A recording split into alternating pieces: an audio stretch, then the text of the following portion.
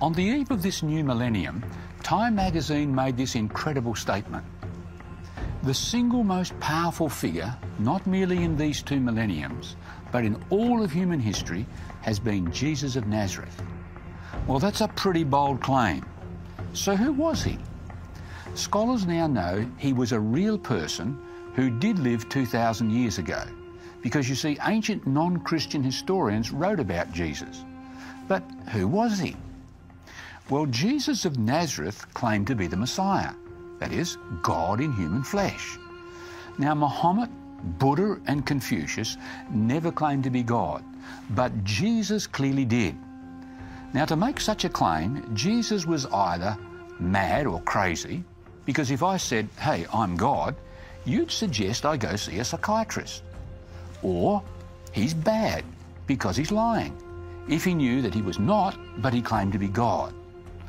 Or he's who he claimed to be, God in human flesh. Now, these are your only 3 choices: mad, bad, or God. So was he God? Well, archaeology and Bible prophecy helps us with this very important question. When archaeologists discovered the Dead Sea Scrolls, which were dated 100 to 200 years before Jesus was born, and they compared the scrolls with the Bible that we have today, they discovered that the Bible was essentially the same as the Dead Sea Scrolls. Now, this is important in light of more than 300 biblical predictions about the Messiah that were originally made 450 to 1,000 years before the time of Jesus of Nazareth, and of which we now have copies that go back to 100 to 200 years before he was even born. Now, these prophecies predicted such things as his birth in Bethlehem, his betrayal for 30 pieces of silver, his death by crucifixion, and his resurrection from the dead. But the most amazing of these prophecies predicted that the Messiah would be baptized in 27 AD. And Luke records precisely the date that Jesus was in fact baptized. Notice what he says. Now, in the 15th year of the reign of Tiberius Caesar, Pontius Pilate being the governor of Judea, Herod being tetrarch of Galilee, his brother Philip, tetrarch of Iturea in the region of Trachonitis, and Lysanias, tetrarch of Abilene, while Annas and Caiaphas were the high priests. Now, history and archaeology have both confirmed the accuracy of Luke's statement. For all these people that were just read about were in fact real people living during the 15th year of Tiberius Caesar. History even reveals that the 15th year of Emperor Tiberius was in fact 27 AD.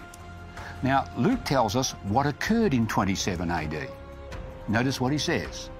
When all the people were baptized, it came to pass that Jesus also was baptized, and the Holy Spirit descended in bodily form like a dove upon him. There it is.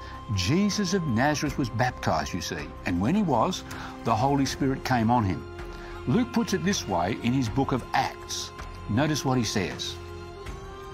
God anointed Jesus of Nazareth with the Holy Spirit and with power. Did you catch it?